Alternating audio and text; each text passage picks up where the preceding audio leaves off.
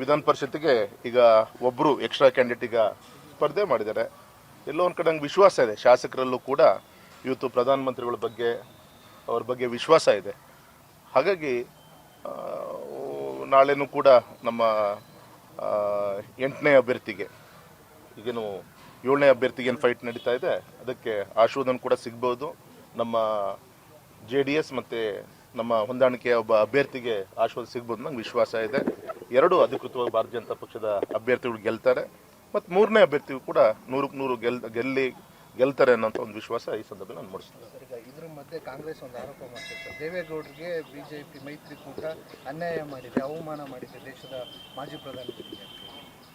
ಗೌರವಾನ್ವಿತ ಹೆಮ್ಮೆಯ ಪ್ರಧಾನಮಂತ್ರಿಗಳಾಗಿ ಸೇವೆ ಸಲ್ಲಿಸಂತ ನಮ್ಮ ಕರ್ನಾಟಕದ ಹೆಮ್ಮೆಯ ಸುಪುತ್ರ ಅಂತ ಸನ್ಮಾನಿಸುತ್ತ ದೇವೇಗೌಡರು ಅವರ ರಾಜಕೀಯ ಜೀವನದಲ್ಲಿ ಅತ್ಯಂತ ಗೌರವಯುತವಾಗಿ ನಡೆಸಿಕೊಂಡಂಥ ಯಾರಾದರೂ ಒಬ್ಬರು ನಾಯಕರಿದ್ದರೆ ನಮ್ಮ ದೇಶದ ಪ್ರಧಾನಮಂತ್ರಿಗಳು ಸನ್ಮಾನಿಸುತ್ತ ನರೇಂದ್ರ ಮೋದಿ ಅವರು.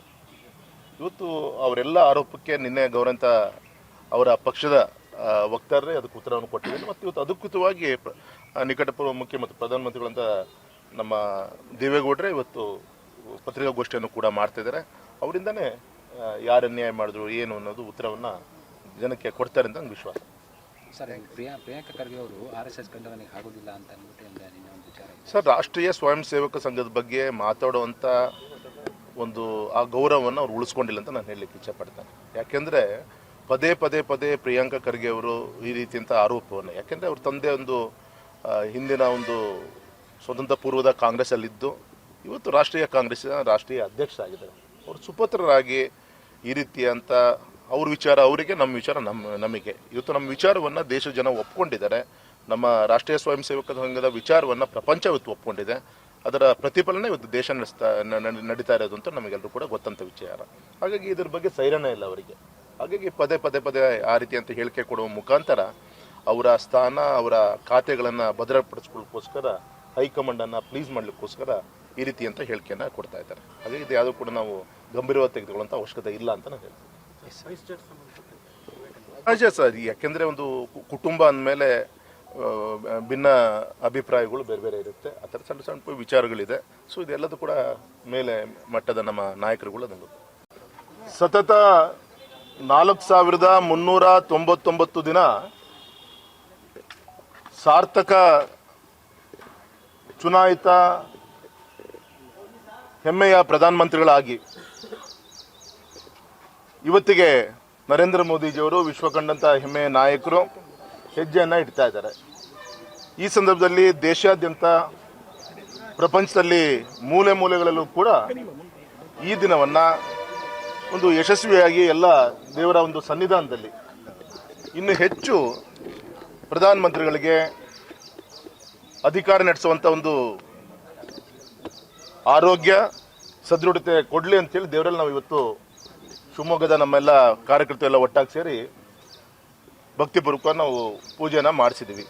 ಈ ಸಂದರ್ಭದಲ್ಲಿ ನಾನು ಇಷ್ಟು ಮಾತ್ರ ಹೇಳ್ತೀನಿ, ಅವರ ಒಂದು ಸಾರ್ಥಕತೆಯ ಒಂದು ದಿನಗಳಲ್ಲಿ ವಿಶೇಷವಾಗಿ ಈ ಪ್ರಪಂಚದ ಅನೇಕ ದಿಕ್ಕಿನಲ್ಲಿ ಭಾರತಕ್ಕೆ ಗೌರವ ಬರುವಂಥ ಒಂದು ಹೆಜ್ಜೆನ ಇಡುವಂಥ ಕೆಲಸಗಳಿರ್ಬೋದು, ಇನ್ಫ್ರಾಸ್ಟ್ರಕ್ಚರ್ ಡೆವಲಪ್ಮೆಂಟ್ಗಳು ಇರ್ಬೋದು, ಮತ್ತು ವಿಶೇಷವಾಗಿ ರಾಷ್ಟ್ರೀಯತೆ ವಿಚಾರದಲ್ಲಿ ಹೆಚ್ಚು ಶಕ್ತಿ ತುಂಬುವಂಥ ಒಂದು ಕಾರ್ಯವನ್ನು ಕೂಡ ಹೆಮ್ಮೆಯ ಪ್ರಧಾನಮಂತ್ರಿಗಳು ಮಾಡಿದ್ದಾರೆ.